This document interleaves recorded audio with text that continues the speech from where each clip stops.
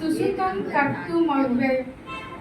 మామూలుగా ఈ శ్లోకం మామూలుగా రాజవిద్య రాజగుహ్య యోగంలో శ్లోకం అండి.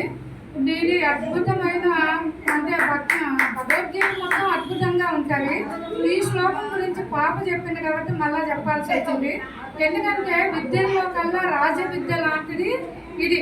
రాజవిద్య అంటే మనం అనుకుంటాం రాజు అంటే ఎవరైనా మెయిన్ అంటే ఏం కొట్టాలి అంటే రాజు యొక్క స్థితినే కొట్టాలి. నేను రాజులాగా జీవించాలనే స్థితినే మనం బ్యాలెన్స్ చేసుకుంటాం మన యొక్క జీవితంలో. అట్లాంటి విద్య గురించి మనకు ఎవరు బోధిస్తారండి? భగవద్గీతలో పరమాత్మ తీసుకొని వస్తారనమాట.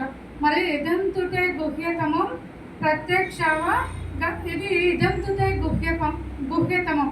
ఎందుకంటే అన్ని జ్ఞానాలలో కల్లా గుహ్యతమం అంటే రహస్యం అయింది.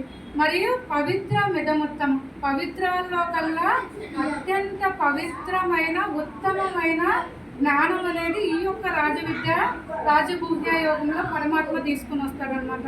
అది మొదటి శ్లోకంలో వస్తుంది. Very good.